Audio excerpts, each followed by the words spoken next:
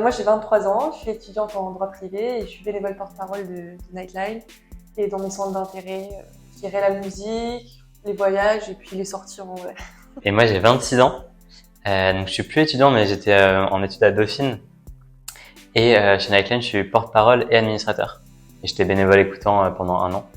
Moi, mes centres d'intérêt, c'est pas mal la lecture, la teuf, pas mal. Et beaucoup tout ce qui est engagement plutôt bénévole.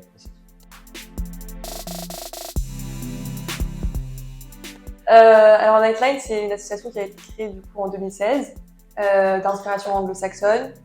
Et donc son principal objectif, sa mission, c'est d'améliorer la santé mentale des jeunes et en particulier des étudiants sur une échelle individuelle mais aussi collective et environnementale. Et donc par exemple à une échelle individuelle, ça va être de donner des cartes pour les jeunes et les étudiants pour prendre soin de leur santé mentale. Après, collectivement, ça va être de permettre une aide au pair et de comment est-ce qu'on la met en place, de permettre d'améliorer dans sa globalité le système de santé mentale des étudiants. Ouais, donc très concrètement, en gros, il y a sur l'échelle individuelle beaucoup d'orientation. On a pas mal d'outils justement sur des annuaires de tous les services de vie étudiants qui existent, ou en tout cas tous les services de psy qui sont à dispo des étudiants. Il y a un gros travail qui est fait sur ouvrir la parole aussi et récolter la parole. Donc on va vraiment travailler sur rendre la santé mentale moins tabou. Beaucoup de posts sur les réseaux sociaux notamment là-dessus pour lever les tabous, sensibiliser à ce que c'est la santé mentale. Et puis ensuite donc vraiment récolter la parole, et là c'est un peu le projet phare de Nightline qui est la ligne d'écoute qui est ouverte de 21h à 2h30 du matin où justement l'idée c'est une ligne d'écoute par les étudiants pour les étudiants. Donc là c'est pas que pour les jeunes, c'est vraiment que pour les étudiants. Et l'idée c'est une ligne d'écoute anonyme, confidentielle, en toute bienveillance, où l'idée c'est d'être une caisse de résonance pour des personnes qui ont besoin de parler de tout ça. Et puis en fait il y a énormément d'autres projets aussi, c'est travailler sur l'environnement de l'étudiant. On sait qu'on peut aller à la fois travailler sur l'étudiant lui-même et sur sa santé mentale, on peut aller outiller d'autres personnes aussi à prendre soin de la santé mentale des autres, ou en tout cas à identifier qu'ils peuvent justement y avoir des sujets, ce qu'on appelle la paire aidance, et c'est assez fort chez Nightline aussi ce sujet-là. Et donc pour ça, on a lancé un kit de vie. C'est vraiment un kit en ligne où on peut aller faire des tests sur comment on se sent aujourd'hui, quels sont les outils qu'on a pour prendre soin de sa santé mentale, ou quels sont les outils qu'on a pour identifier aussi que d'autres sont parfois pas forcément bien. Très concrètement, sur la question de l'environnement, il y a un gros travail de plaidoyer. Comment on vient aussi faire bouger et faire en sorte que la santé mentale des jeunes, mais la santé mentale de façon globale, soit un vrai sujet au niveau politique, au niveau des mentalités, au niveau des représentations aussi. Et donc là, un gros plaidoyer institutionnel, mais aussi citoyen. Le bénévolat chez Nightline, donc c'est quand on est bénévole chez Nightline, souvent on est encore étudiant. Et ce qui est assez vraiment intéressant, c'est qu'il y a beaucoup de possibilités de s'engager. Plein de gens, en général, quand ils sont bénévoles chez Nightline, ils s'engagent parce que soit la question de la santé mentale, ça les touche directement, parce que parfois ils sont seuls, parfois ou ça les touche intellectuellement aussi. Et ce qui est assez intéressant, c'est qu'en fait, on peut s'engager.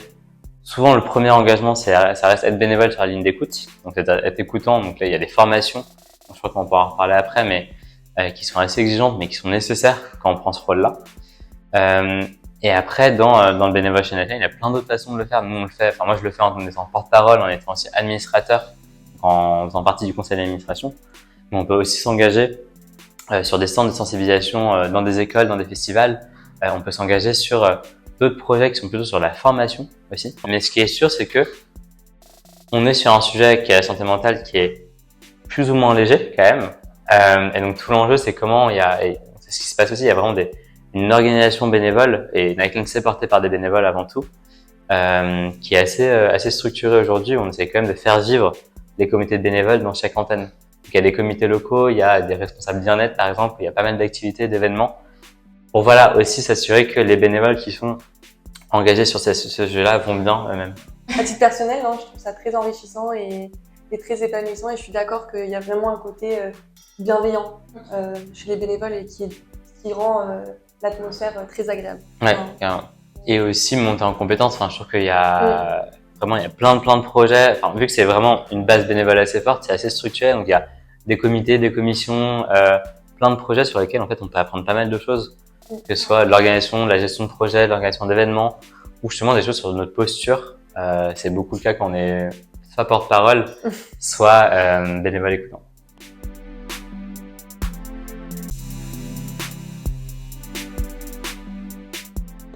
Alors avant la formation, déjà il faut postuler, c'est sur le site, c'est en haut du site, c'est assez clair.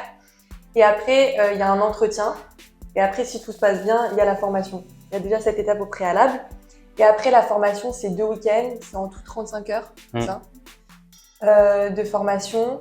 C'est une formation qui, en bref, c'est l'écoute active. C'est dispensé par des bénévoles formateurs qui sont écoutants ou anciens écoutants. Et c'est à la fois théorique et à la fois pratique, donc il y a pas mal de mise en situation. Et à la fin des 2 week-ends, là, il va y avoir un peu une sorte de test pour voir si la personne elle est apte à faire de l'écoute active et aussi à respecter les 4 principes de Nightline qui sont le non-jugement, la non-directivité, l'anonymat et la confidentialité. Donc Nightline, c'est pas la seule ligne d'écoute qui existe en France, c'est la seule ligne d'écoute pour et par des étudiants.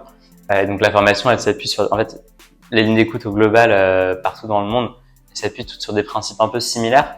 Après qu'on a adapté aussi à Nightline un petit peu, mais donc la formation aussi, on retrouve des choses qu'on peut avoir dans d'autres types de formations. Parce qu'en fait, une d'écoute existe depuis un moment. Il y a certains sujets, et notamment la thématique parfois du suicide, ou des thématiques pas si légères que ça non plus, où il y a des procédures qui sont partagées par toutes les lignes d'écoute, parce qu'en fait, on a vu que ça a fonctionné comme ça.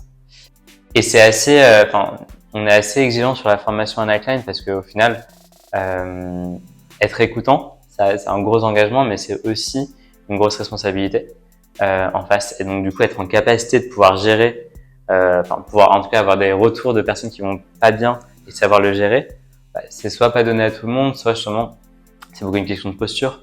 Donc, la sélection est assez exigeante aussi, et parce que la formation est apporte énormément de choses, et parce que le rôle est assez demandeur aussi.